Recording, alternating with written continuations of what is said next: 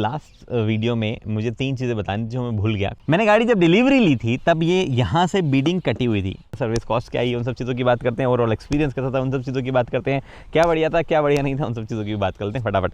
नमस्कार दोस्तों, मेरा नाम है गगन और स्वागत है आपका आज के इस वीडियो में, जहाँ पे मेरे पास में थार रॉक्स फिर से आ गई है। फिर से क्या, मेरी गाड़ी है तो कहाँ जाएगी। इस बार मैं आपको सर्विस रिलेटेड चीज़ें जो है वो बताने वाला हूँ इस वीडियो में। लास्ट वीडियो में मैंने 20,000 किलोमीटर पे मेरा एक्सपीरियंस क्या था गाड़ी के साथ में, अच्छी बुरी चीज़ें वो शेयर करी थी। 2-3 बातें एक्चुअली उसमें भूल गया था मेंशन करना, वो इस वीडियो में मेंशन कर दूंगा। बट मैंने सर्विस रिलेटेड कभी बात नहीं की। मैंने जब भी गाड़ी खरीदी तो मेरा मेन मकसद यही था कि मैं महिंद्रा की सर्विस को भी ढंग से समझूं। मेन तो नहीं, मेरे मल्टीपल मकसदों में से एक मकसद यही था कि सर्विस जो है उससे रिलेटेड बात करूं मैं। बट टाटा की मैंने कई बार बात कर ली है, वो दूसरा इंडियन ब्रांड है जहाँ पे हम बहुत ज़्यादा सेटिस्फाई तो नहीं हुए, बट पंच के साथ में जो भी है उसकी थर्ड सर्विस, फोर्थ सर्विस का एक्चुअली वीडियो भी आने वाला है। इसकी ये टेक्निकली थर्ड सर्विस है। सेकंड सर्विस जो थी 10,000 किलोमीटर वाली, उसके बारे में मैंने कोई वीडियो नहीं बनाया बिकॉज उस टाइम पे मुझे गाड़ी चाहिए थी और मैंने तुरंत सर्विस करवा के जो है गाड़ी यूज़ कर ली। बट उसका पूरा फीडबैक, मेरा क्या इंप्रेशन है, इनफैक्ट जो फर्स्ट सर्विस होती है जिसमें सिर्फ गाड़ी धुलने जाती है उसकी मैं बात करूँगा। धुलने से याद आया कि गाड़ी फिलहाल आपको गंदी गंदी सी थोड़ी लग रही होगी। उसका रीज़न ये है कि गाड़ी अब जब सर्विस पर जा ही रही है तो गाड़ी धुलेगी, तो हमने जो है साफ़ करने की जहमत नहीं उठाई। हालांकि गाड़ियाँ साफ़ करने का हमारे पास पूरा जुगाड़ है बिकॉज हम शूट वूट पे गाड़ियाँ जो है साफ़ करते हैं। और मैंने आपको शक्ति का प्रेशर वॉशर भी रिकमेंड किया था एक बार पहले बताने के लिए कि भैया देखो शक्ति का प्रेशर वॉशर हम यूज़ करते हैं। हम एक और चीज़ यूज़ करते हैं, वो है शक्ति का वैक्यूम क्लीनर। करंटली ऑफिस में है हमारे पास शक्ति टेक्नोलॉजी का VC90 वैक्यूम क्लीनर। ये वैसे तो एंट्री लेवल वैक्यूम क्लीनर है शक्ति टेक्नोलॉजी की रेंज में, लेकिन मुझे ये हमारे काम के हिसाब से सही लगता है। ओकेशनली गाड़ियां साफ करने के लिए और कभी कभी ऑफिस का कारपेट भी। 1000 वॉट के साथ 17 kPa सक्शन पावर है और वेट एंड ड्राई दोनों क्लीनिंग के काम आता है। सबसे ज़्यादा मुझे लगता है थार ही साफ़ हुई होगी इससे, क्योंकि वो ऑफ रोड हम ले जाते हैं और रफ यूजर्स में भी लेते हैं। VC90 मल्टीपल अटैचमेंट्स के साथ में आता है जो कि अलग अलग सरफेस को क्लीन करने के काम आते हैं, और साथ ही में 6 मीटर लंबी पावर केबल दी गई है ताकि मेन बॉडी को व्हील्स पे जब आप मूव कर रहे हो तो एक्सटेंशन की ज़रूरत ना पड़े। 10 लीटर की कैपेसिटी है, लेकिन अगर आपको ज़्यादा कैपेसिटी या लो साउंड या ज़्यादा पावर चाहिए तो आप बाकी रेंज भी चेक कर सकते हैं, वहाँ पे आपको मिल जाएगा। मेरे लिए तो यही ठीक है। एक्चुअली आगे बढ़ूँ उससे पहले मैं एक चीज़ की बात करना चाहता हूँ कि लास्ट वीडियो में मुझे 3 चीज़ें बतानी थी जो मैं भूल गया कमेंट सेक्शन में, और ऐसे बाद में याद आई मुझे। पहली चीज़, कुछ लोगों ने कमेंट किया कि आपने DEF इशू के बारे में बात नहीं किया। उसका रीज़न ये है कि मुझे इस गाड़ी में DEF का कोई इशू आया ही नहीं।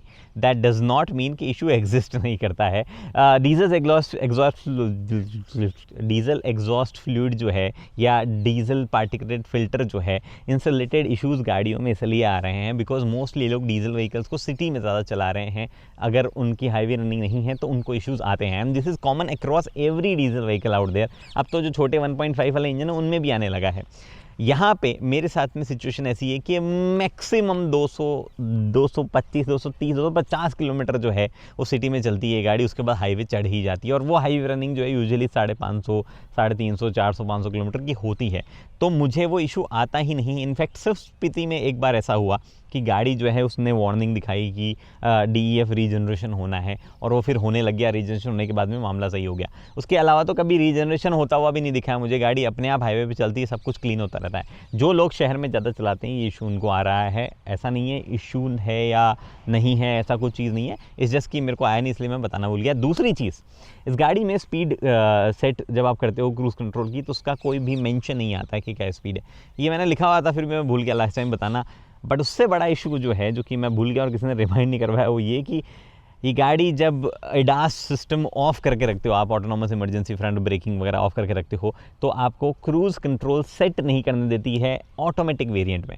मेरी गाड़ी में ये प्रॉब्लम नहीं है बिकॉज मैनुअल में अडेप्टिव क्रूज़ कंट्रोल आता ही नहीं है। हालांकि ये नहीं होना चाहिए। ये टाटा की किसी गाड़ी की वीडियो में मैंने एक बार शायद मेंशन भी किया था, या महिंद्रा में किया, आई डोंट नो, कि ये क्यों नहीं होता है। टाटा और महिंद्रा में ये प्रॉब्लम क्यों, जबकि hyundai की गाड़ी में हम सेट कर पा रहे हैं। मैंने बाहर भी कोई गाड़ी चलाई थी उसमें भी मैं सेट कर पा रहा था।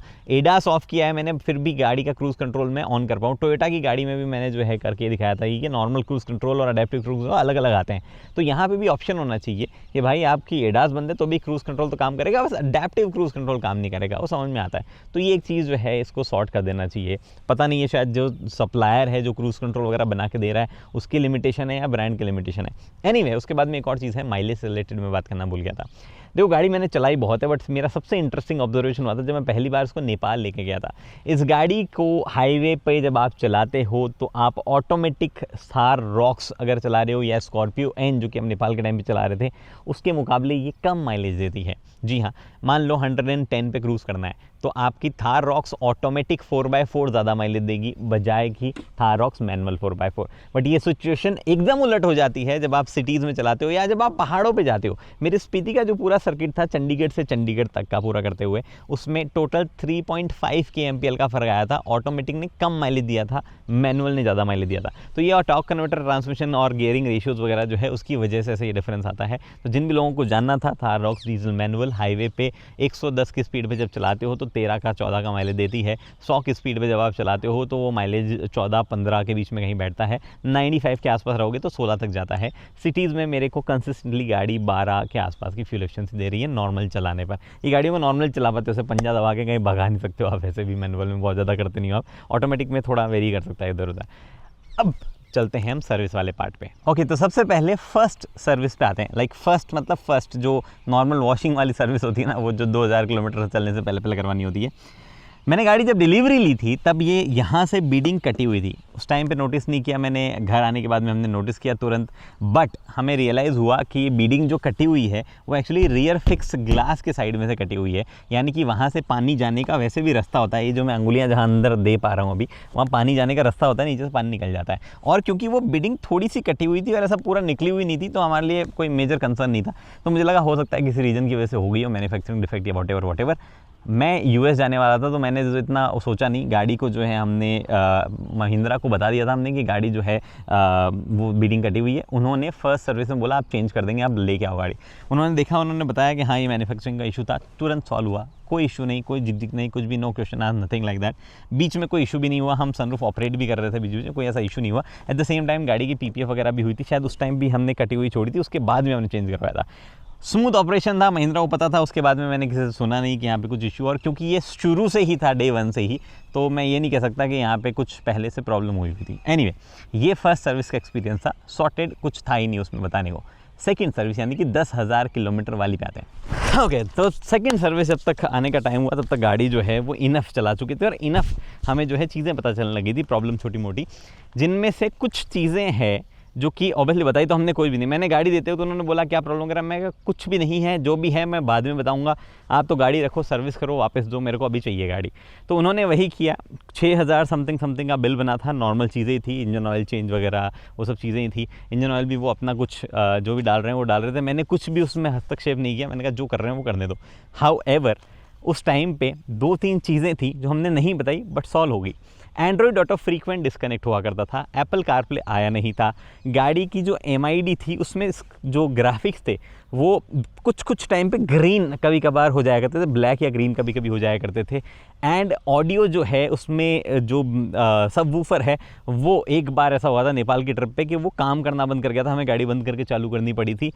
और एक और चीज़ थी जो कि मैं अभी थोड़ी सी बोल रहा हूँ, ये 4-5 इश्यूज़ थे। और हाँ, एक स्पीड डिपेंडिंग वॉल्यूम कंट्रोल जो होता है, यानी कि गाड़ी जब चल रही होती है तो वॉल्यूम जो है सडनली अप डाउन होती है, मतलब नॉर्मली अप डाउन होती है, इस गाड़ी में सडनली हो जा रही थी कि कभी अप हो जाती कभी डाउन हो जाती, तो speed dependent volume control of करते तो भी वो इशू आ रहा था।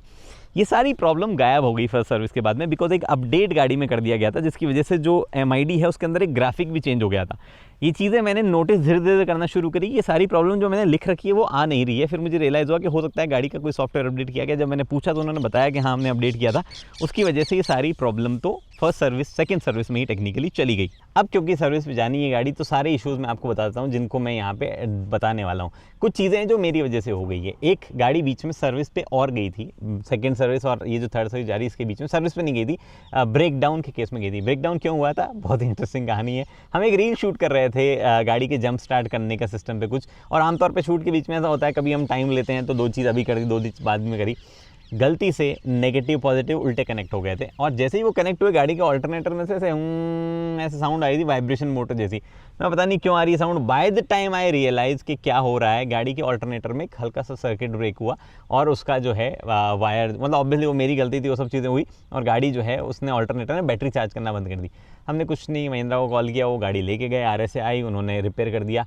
टू माई सरप्राइज उन्होंने मेरे से कोई पैसे इस बात के लिए नहीं। उन्होंने बोला कि एक्चुअली हमने एक छोटा सा पार्ट जो है बस वायर को वापस सही किया है, उसका प्रोसेस नहीं है उसको चार्ज करने का कुछ, तो हम इसका कुछ चार्ज नहीं कर सकते। अगर आपको देना है तो हम एक बेसिक लेबर फी वगैरह ऐड कर सकते हैं, जो कि उन्होंने गुडविल जेस्चर में प्रॉब्लम जान रहे होंगे या जो भी रीज़न है उन्होंने वो कर दिया। उन्होंने बोला there was no part damage nothing. हालांकि एक फ्यूज़ उड़ा था जो कि मेरे को वैसे भी एक्स्ट्रा मेरे पास था, तो मैंने वो चेंज कर लिया था। यहाँ पे फ्यूज़ बॉक्स में उड़ गया था, वो भी सेम प्रॉब्लम की वजह से। एक और चीज़ हमारी गाड़ी के साथ में हुई थी, वो है कि स्पेयर टायर चेंज करवाते स्पेयर टायर बदलवाते टाइम पे एक बार किसी मैकेनिक ने जो टायर होता है, एक्चुअली मैं आपको दिखाई देता हूँ जिस तरीके से टायर खोलते हैं। एक तो बाहर जो है टायर व्हील जब व्हील से टायर उतारते हैं ना, बहुत ही अनप्रोफेशनल तरीके से लोग उतारते हैं। तो अब तो एक्चुअली हमने चेंज कर दिया है। ये वाला वो व्हील है जो कि वहाँ गया हुआ था, तो उसने खोलते टाइम पे उसके अंदर से इस जगह पे हिट किया और उसका TPMS जो है वो काम करना बंद कर गया। अब ये कैलिब्रेशन से सुधर जाएगा या ये एक्चुअल ही ख़राब हो गया है, ये सर्विस पे जाएगी गाड़ी तब पता चल जाएगा। एक और एक्चुअली इशू जो है वो यहाँ पे था, मैं लिख रखा था कि क्या था, हाँ ऐप बुकिंग इशू। जब ये गाड़ी फर्स्ट टाइम सर्विस पे गई थी तो मैं नहीं गया था, मैं यूएस था जैसे मैंने आपको बताया, तो निखिल सर्विस पे देने गया था। उन्होंने निखिल का नंबर अपडेट कर दिया, अब मैं खुद से सर्विस बुक नहीं कर सकता। तो ये थोड़ा सा एक इशू है जो कि सॉल्व नहीं हो पा रहा है। मैंने उनको कॉल करके बोला यार मेरा नंबर चेंज कर दो सर्विस बुकिंग में, तो अभी तक कर नहीं पा रहे हैं, देखते हैं कर पाएंगे नहीं कर पाएंगे। बट अब गाड़ियों के इशू पे आते हैं। पहला इशू जो एक्चुअली मेरी गाड़ी में और एक्चुअली बहुत अननोइंग लगता है मुझे, वो है ये आप देख पा रहे हो ऊपर की डोम लाइट वगैरह जो है, टेक्निकली जैसे ही दरवाज़ा खुले ये सारी जल जानी चाहिए, राइट। बट हर बार नहीं होता है। There is some sense in this कि वो कभी होगी कभी नहीं होगी, कभी ऐसे दबाओगे तो उस बार हो जाएगी, फिर अगले बार से फिर से रीसेट हो जाएगा। ये मुझे समझ ही नहीं आया है आज तक। इनफैक्ट टू माई सरप्राइज मैंने नई महिंद्रा XCV में भी जो है एक बार ये देखा है ऐसा होते हुए, बट उसमें बार बार नहीं होता है। मेरी वाले में हमेशा प्रॉब्लम ही रहती है, मेरे को इवेंचुअली खुद को ही जो है ऐसे जलानी पड़ती है। तो एक ये मैं बताने वाला हूँ कि मेरी ये डोम लाइट जो है अपने आप क्यों नहीं जलती है, इसका क्या रीज़न है। ये डे 1 से ही है। मुझे पहले लगा कि क्या पता कुछ सेटिंग होगी, करेंगे, फिर बाद में मेरे को कुछ समझ में नहीं आया, तो अब जो है वो है। हालांकि ये है इसमें कि 30, 35, 40 समथिंग सेकंड बाद में ये धीरे धीरे बंद हो जाती है, बट वो अलग चीज़ है। ये मेरी चालू ही नहीं होती है, वो एक इशू है, मेरे को करना पड़ता है ऐसे हाथ दबा के। मैं ऑनेस्टली बता रहा हूँ, इशूज़ ऐसे छोटे छोटे हैं कि आपको लगेगा कि ज़बरदस्ती में कुछ ऐसा बताने हो। कोई मेजर इशू ऐसा इशू लाइक चीज़ नहीं है। जो गाड़ी का नेचर है, जो नेगेटिव है, मैं आपको पहले ही बता चुका हूँ। एक छोटा सा इशू ये भी है, देख पा रहे हो ये सो बेसिकली होता क्या है, आमतौर पे यहाँ आते ही खुल जाना चाहिए, बट इसका पूरा ऊपर करते हो तभी जाके खुलता है, और एक पॉइंट पे रेजिस्टेंस आ जाती है। हमें लगता है इससे ऊपर जाएगा ही नहीं, बट जाता है वो उससे ऊपर। ये उस डोर में नहीं है और बाकी तीनों डोर में भी नहीं है। तो ये एक चीज़ है जो प्रोबेबली हो सकता है उनको कहीं कुछ नट इधर उधर करना और वो सॉल्व कर दे। मुझे तो क्योंकि पता है कि नहीं खुलता, तो मैं तो पूरा ऐसा करके खोलता हूँ हर बार। पर जो कई बार पहले बंदे होते हैं वो बोलते हैं भाई अंदर से लॉक है, खोल खोल खोल, लॉक नहीं होती है। मैं बोलता हूँ खींच होता है, वो खुल जाता है। अब ये चीज़ पे गौर करो आप, मैंने इंडिकेटर मारा, देयर इज अ चाइम, टक टक टक टक टक टक एक चाइम आती है। एक तो ये बाय डिफ़ॉल्ट बहुत ही धीमे बजती है, ठीक है। उसके ऊपर से कई बार बजना ही बंद हो जाती है, मतलब सुनाई ही नहीं देता है। गाड़ी रोक के ऐसे गौर करके देखो कि हाँ सुनाई दे रही है, इतनी कम साउंड हो जाती है। आई डोंट थिंक कि ये सर्विस में इशू सॉल्व हो पाएगा, बिकॉज मैं उनको बताऊंगा और उनके पास कोई नोन चीज़ ऑलरेडी नहीं होगी, तो वो महिंद्रा को बताएंगे। फिर जब सॉफ्टवेयर अपडेट वगैरह चीज़ें जब होगी तब होगी, हो जाएगी, मुझे लगता नहीं, बट फिर भी मैं बताऊंगा। मेरा धर्म है बताना कि भैया इशू आ रहा है, देखते हैं वो क्या सॉल्व करते हैं, इसका सोल्यूशन निकालते हैं। ये चीज़ मैंने अपने पहले वाली वीडियो में बता दी थी कि हमारा रनिंग बोर्ड जो है उसमें थोड़ा सा प्रॉब्लम हो गई थी, उसमें स्क्रैच वगैरह आ गए क्योंकि वो एक जगह टच हो गया था। क्योंकि एल्यूमिनियम का है तो मेरा तो ऐसा कुछ खास मूड था नहीं इसको चेंज कराने का। मुझे लगा चलो एक शगुन का थोड़ा बहुत रह जाए तो रह जाए, बट कंसिस्टेंटली मेरे को एक तो कमेंट भी आ गया किसी का कि भाई ये चेंज करो, अच्छा नहीं लग रहा, और बाकी लोग भी जो है टीम में वो बोलते रहते हैं कि इसको चेंज हमें करवाना चाहिए। तो एक तो मैं ये चेंज करवाने वाला हूँ। दूसरी चीज़ ऐसी है जिसकी मैं रिक्वेस्ट करूँगा महिंद्रा के सर्विस सेंटर से, देखते हैं वो कैसे रिस्पॉन्ड करते हैं। वो ये कि इस गाड़ी की सीट्स वगैरह गंदी हो रखी है। आप कुछ शॉर्ट्स यहाँ पे देख रहे होंगे, सीट्स और थोड़ा सा जो रूफ लाइनर है उसमें हल्की हल्की गंदगी है। मैं पूछूंगा उनसे कि इसके कितना कॉस्ट आएगा इनको अगर साफ़ करवानी हो मुझे, या फिर वो बाय डिफ़ॉल्ट कुछ साफ़ करके देंगे, सर्विस का पार्ट है या नहीं है, ये चीज़ है। बट उसके अलावा अब जो चीज़ें हैं वो महिंद्रा का सर्विस सेंटर ही बताएगा कि भैया कुछ है या नहीं है गाड़ी में करने को। जैसे कि मैं जाऊँ और वो बोलते हैं आपके ब्रेक पैड घिस गए हैं, या आपका तो क्लच जो है वो कुछ हो गया है, या कुछ और तरीके का खर्चा अगर वो बताएं तो बता सकते हैं।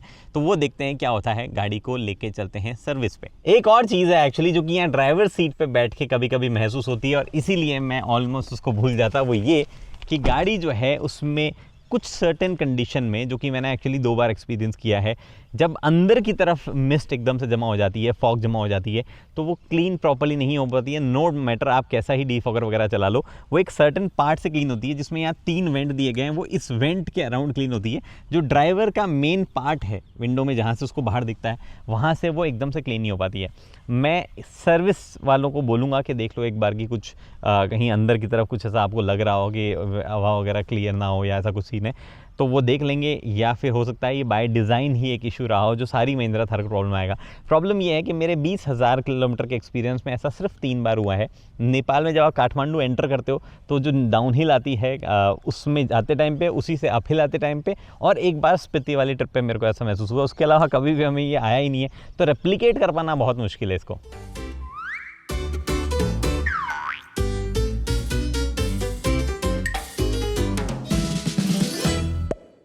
ओके जी, तो गाड़ी जो है वो सर्विस होके वापस आ गई है। एक जो रिपेयर जो था वो भी होके आ गया है, और 3 सर्विस सेंटर जो है हमने भेजी अलग अलग। क्यों भेजी, उन सब चीज़ों की बात करते हैं। सर्विस कॉस्ट क्या आई है, उन सब चीज़ों की बात करते हैं। ओवरऑल एक्सपीरियंस कैसा था, उन सब चीज़ों की बात करते हैं।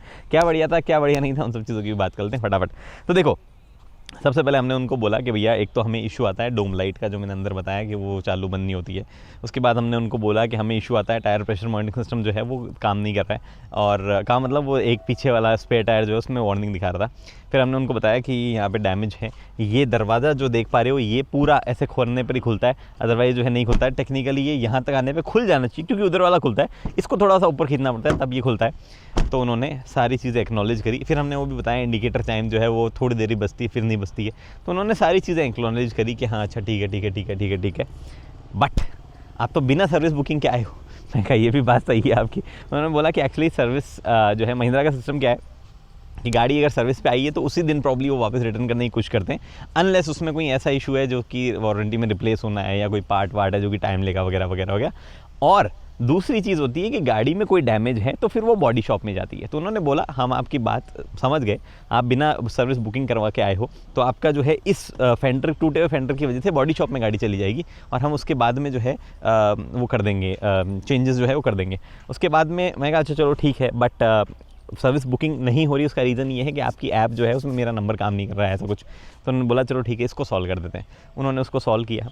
हम अगले दिन दूसरे सर्विस सेंटर पे पहुंच गए जहाँ पे बॉडी शॉप नहीं था, क्योंकि हमें रियलाइज़ हुआ कि वो जो सर्विस सेंटर जहाँ पे बॉडी शॉप है महिंद्रा के, वहाँ पे बहुत ज़्यादा भीड़ रहती है। जहाँ पे बॉडी शॉप नहीं है वहाँ पे भीड़ कम होती है।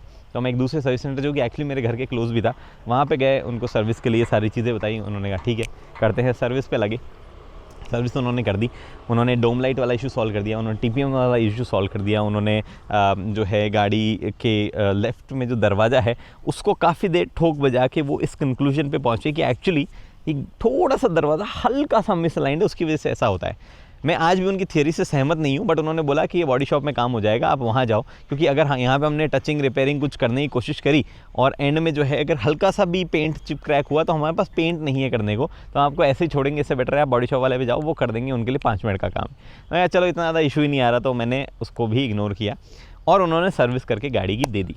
अब सर्विस एक्सपीरियंस में पहले बात करते हैं, उसके बाद में रिपेयर वाली चीज़ों की बात करेंगे। सबसे पहली चीज़, पहली सर्विस जब गाड़ी गई थी तो कोई कॉस्ट उसका होना नहीं था। दूसरी सर्विस जो होती है 10,000 किलोमीटर वाली, वो जब गाड़ी गई तो कुछ भी अपसेलिंग करने की कोशिश उन्होंने नहीं की। लार्जली उन्होंने बताया ऑयल रिप्लेस होगा, फिल्टर होगा, ये होगा, वो होगा। उन्होंने बोला हमने कहा कर दो। मैंने किसी पॉइंट पे जो है एक्चुअली पहली चीज़ तो ये कि मैं खुद पर्सनली सर्विस कराने जा भी नहीं रहा था, क्योंकि एक पॉइंट ऐसा है कि मैं बिजी था ऑनेस्टली, और दूसरी चीज़ ये भी है कि कई लोगों ने कमेंट मेंशन किया था आप जाओगे तो आपको तो सर्विस मिल ही जाएगी। मैंने इतनी वीडियोस बनाई है, कोई ना कोई पहचान भी सकता है। मैं गया ही नहीं, मैं तो गाड़ी भेजता था। गाड़ी मेरे नाम से नहीं है, गाड़ी कंपनी के नाम से है। कंपनी को कोई ऐसा अपराइट जानता नहीं है। आउटराइट मैं आपको बोलूँ मेरी कंपनी का नाम है, किसी को पता ही नहीं चलेगा कौन सी मेरी कंपनी का नाम क्या है। तो वो गाड़ी में वैसे भेज देता था।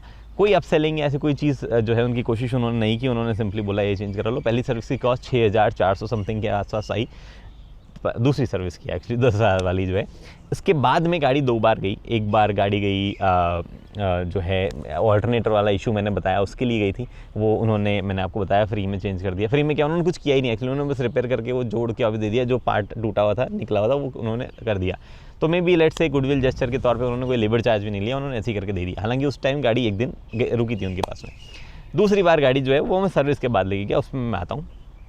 अभी जो है जो थर्ड सर्विस है उस पर आए तो उन्होंने थोड़ा बहुत एक रॉडेंट स्प्रे डाला, जो कि उनका ये कहना था कि अंदर बोनेट पे जो है चूहों की पॉटी सूसू लगी हुई है, तो हो सकता है चूहे हैं, तो हम रॉडेंट स्प्रे मार देते हैं। बाकी उन्होंने कुछ भी नहीं कहा, उन्होंने बोला रियर ब्रेक पैड जो है वो घिसे हुए हैं, चेंज कर दें। मैंने मना कर दिया, तो उन्होंने साफ़ करके लगा दिए। 6,510 रुपये जो है वो सर्विस के हुए, इंक्लूडिंग टैक्सेस वैक्सेस सब कुछ। गाड़ी उन्होंने रिलीज़ कर दी with largely 2 things remaining to be solve. एक जो इंडिकेटर चाइम आती है, उनको कोई आइडिया नहीं था उसका कि क्या है कैसे है, ना तो समझ पाए ढंग से ना कुछ। और उन्होंने बोला कि सर ये ना हमें मतलब क्या ये समझ ही नहीं आ रहा है कि आप क्या बोल रहे हो वगैरह वगैरह। और मुझे पता था कि ये महिंद्रा सॉफ्टवेयर अपडेट वगैरह सॉल्व करेगा तो करेगा, अदरवाइज ये सॉल्व नहीं हो सकता। मुझे एक्चुअली डोम लाइट के लिए ये लगा था कि वो उसको भी सॉल्व नहीं कर पाएंगे, बट उन्होंने कर दी पता नहीं कैसे। And I am very surprise. मैं जब अब दरवाजा खोलता हूँ, रात को लाइट जलती पूरे कैबिन में, मैं खुश होता हूँ मेरे फाइनली लाइट जलने लगी इसकी, अदरवाइज मेरे को दबा के जलानी पड़ती थी। एनीवे, तो वहाँ से उन्होंने वो सॉल्व किया। सर्विस सेंटर का लार्जली मेरे को जो एक्सपीरियंस है वो ये रहा है कि महिंद्रा को डेफिनेटली सर्विस सेंटर बढ़ाने चाहिए अपने। कई जगहों पे सर्विस सेंटर्स जो हैं वो भयंकर क्राउडेड है, स्पेशली जहाँ पे बॉडी शॉप है, वहाँ पे गाड़ियाँ ही गाड़ियाँ हो रखी है। And on top of it कुछ लोगों को जेन्युइनली पार्ट्स के इश्यूज़ थे। मेरे को नहीं आया ना, मैंने किसी से ऐसे नज़दीक सुना, बट लोगों ने बोला कि भाई मैं वेट कर रहा हूँ 15 से दिन 20 दिन। ठीक है, 15-20 दिन एक्सीडेंटल केसेस में कभी कभार मुझे समझ में भी आता हो जाता है, बट सर्विस एक्सपीरियंस को थोड़ा बेटर अभी भी किया जा सकता है। जो बॉडी शॉप जहाँ पे है स्पेशली, एक और प्रॉब्लम है, जिस जगह महिंद्रा का वो फ्रंट कैबिन वाला डाला आता है, पिकअप आता है, जिसमें लोग जो है लोडिंग कर ऐसे करते हैं जिनकी सर्विस का कोई एक्सपेक्टेशन नहीं होती है, उसी जगह पे महिंद्रा की एकदम ब्रांड न्यू स्वैंकी 2025 वाली एरा की जो है एक सीवीज़ और V6 जो है वो खड़ी रहती है। और कल को वो और नई गाड़ियाँ लॉन्च करके तो वो भी खड़ी होगी। मेरे ख्याल से सर्विस में एटलीस्ट अब सेपरेशन करना शुरू कर देना चाहिए कि कौन सी गाड़ी कहाँ आएगी। There should be 2 service centre, थोड़ा प्रीमियम बनाया जा सकता है सर्विस सेंटर्स को। ऑन टॉप ऑफ एवरीथिंग, ज़्यादा सर्विस सेंटर होंगे तो कम क्राउडेड होंगे, तो वैसे ही एक्सपीरियंस सुधर जाएगा, भले ही आप जो है अलग अलग ना करो, सेग्रीगेशन ना करो, तो भी वो चीज़ है। इसीलिए जो मेरा थर्ड सर्विस में जो मैं दूसरा सर्विस सेंटर बताऊँ जहाँ मैंने सर्विस करवाई है, मेरा एक्सपीरियंस बहुत अलग था। वहाँ पे बॉडी शॉप का काम नहीं था, तो वो एक्सीडेंटल वगैरह वाली गाड़ी लेते नहीं थे, और उनका एकदम सिस्टम क्लीन, गाड़ी आएगी आज की आज गाड़ी वापस छूटेगी। अगर गाड़ी रुक रही है प्रॉब्ली वो सॉल्व करने में पार्ट कहीं से आएगा, 1-2 दिन लगेंगे, और एकदम क्लीन नीट प्रोसेस, सब काम जो है वहाँ पे फटाफट हो रहा था। उनका सॉर्टेड था कि दिन की 80 गाड़ियाँ लेनी है, 60 गाड़ियाँ लेनी है, उतनी गाड़ियाँ लेते हैं, उसके बाद लेते नहीं है गाड़ी उसके बाद में, और तुरंत सर्विस करके दे देते हैं। तो थोड़ा सा अलग सर्विस सेंटर एक्सपीरियंस था, अनलाइक टाटा जहाँ पे लोग बार बार आ रहे थे कि मेरी गाड़ी। देखो, एक तो उनका सर्विस शेड्यूल भी प्रॉब्लम है, हर 6 महीने में गाड़ी आती है ऑफिशियली, फिर उसके बाद में लोग आ जाते हैं बीच में, मेरे ये प्रॉब्लम, ये सॉर्ट करो, ये सॉर्ट क्यों नहीं हो रही, पहले करी थी वापस हो गई। ऐसे वाली प्रॉब्लम यहाँ कम थी बिकॉज मैन्युफैक्चरिंग डिफेक्ट्स कम है, तो थोड़े से सर्विस सेंटर रिलैक्सड है। अगर लेट से इसमें भी प्रॉब्लम आ रही होती, मेरी गाड़ी में कुछ बीच में बार ऐसी प्रॉब्लम आ रही होती, मेरे को बॉदर कर रही होती, तो मैं भी खुद एक बार एक्स्ट्रा सर्विस सेंटर जाता, बट मैं गया ही नहीं। तो वो थोड़ा सा क्लीन लगा मुझे मामला इन comparison to Tata, but still long way to go. कई और कंपनीज हमने देखी है, मारुति, हुंडई, जो भी गाड़ियाँ बेचते हैं, बट उनका सर्विस थोड़ा सा नीट एक्सपीरियंस है। ठीक है, आप कह सकते हो उनकी गाड़ियाँ जो है वो बेटर इंजीनियर्ड है, और थोड़ी उतनी ज़्यादा बड़ी वगैरह भी नहीं है कि उनमें जो है इंजन से रिलेटेड बहुत ज़्यादा काम वाम फ्रीक्वेंट हो, मतलब बेसिकली थोड़ा सोफिस्टिकेटेड और थोड़ी इजी टेक्नोलॉजी पे वो है, कह सकते हो आप, बट यहाँ पे भी अचीव करी जा सकती है। एनीवे, उसके बाद में जो है तीसरी चीज़ जो कि सर्विस सेंटर जब फिर से वापस गाड़ी गई, तो वो गई क्योंकि हमें फेंडर रिप्लेस करवाना था। 8,104 रुपये उन्होंने लिए, और वो 8,104 रुपये जो है वो उन्होंने बोला कि आप जो है क्या बोल रहे हो, फेंडर मैं इसलिए बोला लाइक मुझे टोका कि आप बार फेंडर क्यों बोल रहे हो। इंटरेस्टिंग चीज़, मैं फेंडर क्यों बोल रहा हूँ बताता हूँ आपको। सो मैंने जो है फुट स्टेप रनिंग बोर्ड जो आता है ये रिप्लेस करवाया। मुझे जब भी उनके, अभी 2 दिन हो गए, 2 बार फ़ोन आ रहा है कि सर आपकी गाड़ी रिपेयर हो गई थी, कैसा एक्सपीरियंस है। तो वो जो मोहतरमा फ़ोन पे होती है वो बोलती है आपकी गाड़ी लेफ्ट फेंडर रिपेयर होने आई थी, तो मैं भी फेंडर ही बोलने लग गया हूँ। रनिंग बोर्ड रिपेयर हुआ था, बट हमने ये तीसरे सर्विस सेंटर पे करवाया जहाँ पे हमारी सेकंड सर्विस हुई थी गाड़ी की, हमने ये वहाँ पे रिपेयर करवाया। तो हमने बोला कि भैया इसको चेंज कर दो, उन्होंने चेंज कर दिया, पार्ट अवेलेबल था, हम पूछ के गए थे, सर्विस बुकिंग नहीं करी थी हमने, बट उन्होंने बोला क्योंकि पार्ट अवेलेबल है और बॉडी शॉप का काम है तो आप बिना बुकिंग के भी आ सकते हो बॉडी शॉप में। वॉट वॉज इंटरेस्टिंग, 8,104 रुपये लिए, मुझे उसकी क्वालिटी के हिसाब से रेट वेट ठीक लगी, कोई ऐसा इशू नहीं था। वॉट वॉज इंटरेस्टिंग, उन्होंने रिप्लेस करके दे दिया। मैं इसका जो पुराना वाला है वो लेके आया, और मेरे को रियलाइज़ हुआ कि ये तो रिपेयर हो सकता है, क्योंकि यहाँ पे नीचे जो है गैप है, तो इसमें एक सरिया डाल के, मेरा जो डैमेज था उसके लिए, हर किसी के डैमेज के लिए ना हो पाए, हमें यार सरिया डाल के उसको तो रिपेयर किया जा सकता है, तो एलुमिनियम में उसके बाद में ये सेम अगर पेंट करवा लेते। तो ये जुगाड़ू दिमाग जो है मेरा बाद में चल गया। I am just giving a suggestion, in case ये होता है तो हर बार चेंज करवाना जरूरी नहीं, you can actually repair it. थोड़ा सा मेहनत लगी, ऑब्वियसली महिंद्रा सर्विस सेंटर नहीं करेगा वो, और हमने उनको कहा भी नहीं, हमने उनको पूछा भी नहीं। एक मात्र चीज़ जो इस पूरे एक्सपीरियंस में मुझे लगा मेरे साथ होनी चाहिए थी और नहीं हुई, वो मेरी गाड़ी के इंटीरियर थोड़े से गंदे हो रखे थे और मुझे लगा था कि ये थोड़े अगर क्लीन वो करते तो होते। उन्होंने ना तो क्लीन किया, ना ही मुझे ऑफ़र की क्लीनिंग सर्विस। मैंने जब पूछा तो उन्होंने बोला हाँ ऑफ़र इंटीरियर ड्राई क्लीनिंग हमारे पास अवेलेबल है, आप 2500 रुपये समथिंग टैक्सेस वगैरह के साथ में और थोड़े बढ़ जाएंगे वो दो, और हम आपकी गाड़ी में ऊपर रूफ लाइनर में जितने भी दाग धब्बे हैं, सीट पे जितने भी दाग धब्बे हैं वो साफ़ कर देते हैं। इफ़ सर्विस वॉज देयर तो ऑफ़र की जानी चाहिए थी, वो नहीं की गई, वो थोड़ी सी चीज़ रह गई और थोड़ा सा प्रीमियमनेस एक्सपीरियंस में नहीं है। बाकी मुझे ऐसा कुछ लगा नहीं actually. I am actually largely satisfied with the experience. फिलहाल ये है, गाड़ी जो है अब और चला रहे हैं, 10,000 किलोमीटर चलेगी, उसके बाद देखेंगे सर्विस वगैरह कोई इशू फॉर्चुनेटली ना आए तो बेटर है। ब्रेक पैड हमने चेंज नहीं करवाया तो ज़्यादा प्रॉब्लम नहीं करनी चाहिए। एक चीज़ है, ये लेफ्ट वाले सस्पेंशन में बीच में आवाज़ आ रही थी, फिर वो आवाज़ आनी बंद हो गई, तो हम कैसे बताएं उनको, अब हमें ही नहीं आ रही तो उनको कैसे बताएं, तो वो आ रहा। लेट्स सी आगे मूविंग फॉरवर्ड, क्योंकि गाड़ी और ज़्यादा चलेगी, क्लच वगैरह बर्न होंगे तो क्या होता है नेक्स्ट सर्विस में। बेचने का कोई इरादा नहीं है, पहले था, मूड बदल गया है, गाड़ी चलाने का इरादा है। लद्दाख स्पीति खुलेंगे, वहाँ जाएंगे, वैसे वाला काम करेंगे। अगर आपको लेनी है diesel 4x4 manual top and, बढ़िया पैसे दोगे तो मैं बेच सकता हूँ। उसके अलावा कोई प्लान नहीं। फिलहाल इस वीडियो में इतना ही। उम्मीद करता हूँ वीडियो पसंद है, लाइक शेयर सब्सक्राइब आप कर सकते हैं। अगले दोस्तों हेलमेट पहनिए, सीट बेल्ट पहनिए, सुरक्षित चलिए। धन्यवाद। बाय द वे, गाड़ी जो है महिंद्रा वाले साफ़ करे ना करें, मैंने आपको वैक्यूम क्लीनर भी बता रखा है, मैंने आपको वॉशर भी बता रखा है, तो दोनों शक्ति के जो है लिंक डिस्क्रिप्शन में दिए हुए हैं।